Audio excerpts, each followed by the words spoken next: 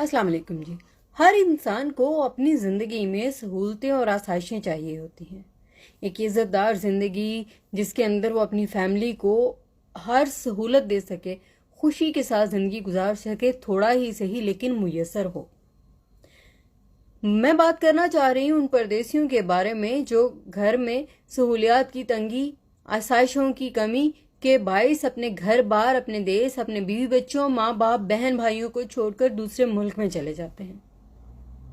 अब आती हूं मैं उनकी फैमिलीज की तरफ। जब अगर कभी आपके घर वाले आपसे बहुत हंसकर बात कर रहे हैं तो यकीन कीजिए इसका मतलब ये है कि उन्होंने परदेश में अपने आप को एडजस्ट कर लिया है और अपने आंसू छुपाना सीख लिया है। आपको बर वक्त सहूलियात दे रहे हैं, आपकी हर तरह की मदद कर रहे हैं, आपको जिंदगी के हर एक चीज प्रोवाइड करने के लिए तगदो कर रहे हैं और आपसे बात करते हैं तो बड़े पुरसकून रहते हैं। तो इसका मतलब यह है कि उन्होंने जिल्लत का सामना करना सीख लिया है। ऐसा है कि जब आप अपना देश छोड़कर किसी दूसरे देश में जाते हैं ना, तो जरूरी नहीं है कि आपको बहुत बड़ा ओहदा मिले, और अगर बड़ा बड़ा ओहदा मिल भी जाए तो भी ये परदेश है जहां सख्ती भी काटनी पड़ती है। यहाँ सिर्फ वही लोग रह सकते हैं जो जिल्लत बर्दाश्त कर सकें, जो सख्ती सह सकें, जो फाका काट सकें, जो अपने आंसू छुपा सकें, जो आपकी सहूलियात के लिए अपने मन को मार सकें। जब आपके घर वाले आपसे बात करते हुए चहक कर बात करें तो समझ लीजिए कि यकीनन आज किसी जिल्लत का सामना हुआ है। जब ठहर कर बात करें, रुक कर बात करें, सिर्फ आपको सुने, तो समझ लीजिए कि आज किसी तकलीफ में मुब्तला हैं। ज्यादा बोलना नहीं चाह रहे, सिर्फ आपको सुनना चाह रहे हैं। और जब बहुत ज्यादा बात करें, बात पे लड़ें, चिढ़ जाएं, तो इसका मतलब यह है कि वो अपने आंसू छुपा रहे हैं, अपना दर्द छुपा रहे हैं जो उन्होंने उस दिन में किसी न किसी लम्हे में महसूस किया है। और अगर आपसे खाने का पूछें तो जान लीजिए, समझ लीजिए कि उन्होंने खाना नहीं खाया। अक्सर घर वाले बात करते हुए पूछते हैं क्या पकाया है, क्या कर रहे हैं, क्या खाया है। जब आपके परदेसी भाई, शोहर, बाप आपसे ये पूछे कि क्या पकाया है, क्या खाया है, तो समझ लीजिए आज उन्होंने उस वक्त तक कुछ नहीं खाया जिस वक्त तक वो आपको पूछ रहे हैं। बहुत सारी चीजें आपके समझने की हैं, उनके समझने की नहीं है। दूर बैठकर ये अंदाजा लगाना कि कोई सहूलत में है या किसी तकलीफ में मुब्तला है बहुत गलत है। आपको उनके लहजे से, उनकी बातों से समझना होगा कि वो किसी तकलीफ में हैं या नहीं। जिस दिन वो खुश होंगे ना, उस दिन भी आपको आइडिया हो जाएगा। शर्त यह है कि आप उनके साथ कंसर्न रहें। कंसर्न होने के लिए दिल की जो फीलिंग्स है ना, जो दिल के जज्बात हैं, वो हर इंसान के लहजे में आ जाते हैं, चाहे वो दिखाई दे या ना दिखाई दे। और जो अपने हैं, जो आपसे कंसर्न है, वो उन फीलिंग्स को भांप जाते हैं, परख जाते हैं। जो आपसे दूर, अपने मुल्क से दूर तंगी काट रहा है, जिल्लत सह रहा है, परदेश की हाँक फांक रहा है, वो आपका अपना बहुत तकलीफ में है। उसे सिर्फ आपके 2 मीठे बोल चाहिए, सिर्फ 2 मीठे बोल। उसे आपका एतमाद चाहिए, उसे आपका ट्रस्ट चाहिए, और हर लम्हे में कोई भी ऐसी बात जिसे वो शेयर करना चाहे तो वो हिचकिचाए नहीं। उसे ऐसी फीलिंग ना आए कि मैंने आज का अगर दर्द इन लोगों से शेयर किया तो इन्हें कहीं ऐसा ना लगे कि कल को मैं इनकी सहूलियात छीन लूंगा क्योंकि मैं तंग हूं। इसलिए भी कोई परदेसी अपने घर वालों से बातचीत शेयर नहीं करता, अपनी तकलीफ शेयर नहीं करता कि घर वाले ये सोचेंगे कि आज कहीं वो तमहीद तो नहीं बांध रहा कल पैसे ना भेजने की। तो जान लीजिए जो आपसे दूर है वो आपकी आसानियों के लिए ही दूर है।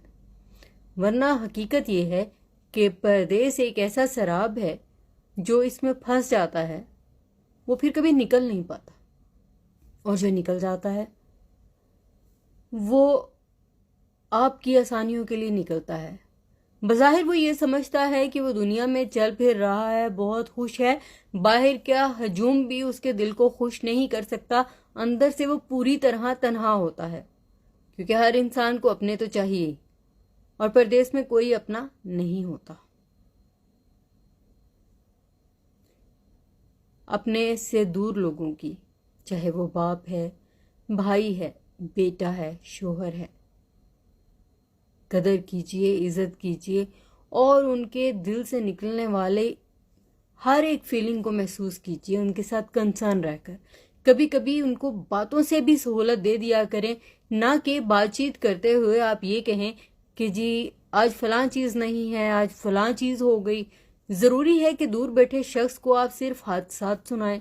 क्या ज़रूरी है कि दूर बैठे शख्स को आप तकलीफ ही सुनाएं?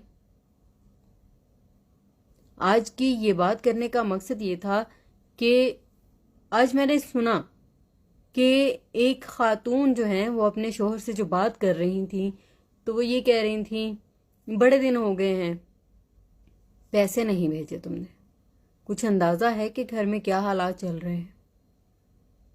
और वो शख्स फुटपाथ पे बैठा था।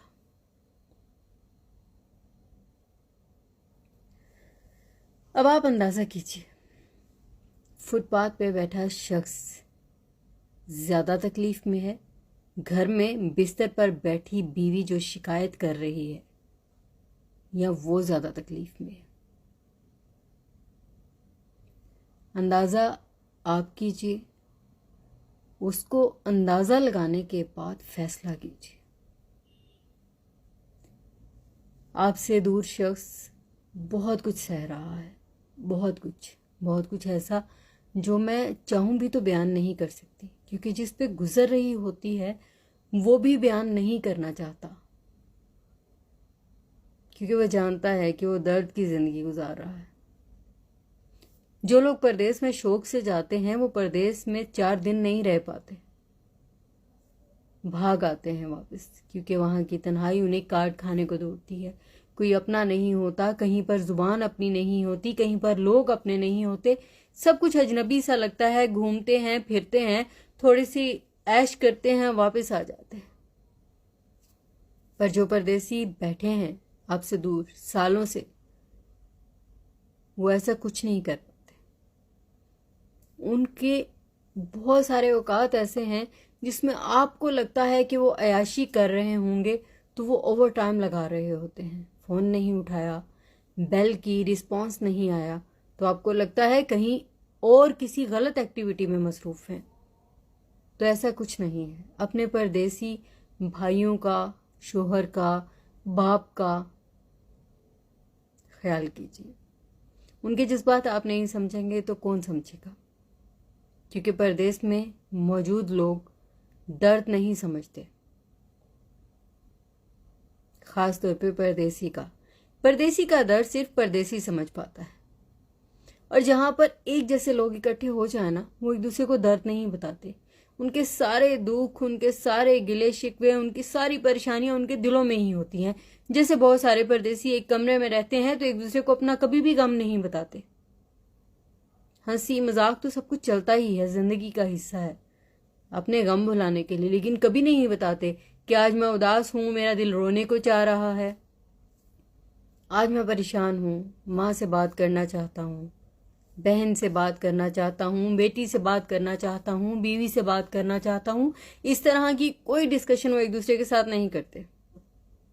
उन्हें सिर्फ आपकी ज़रूरत है। दूर रहकर भी जो कायम रखे वो रिश्ते सिर्फ आप कर सकते हैं, कंसर्न रहकर।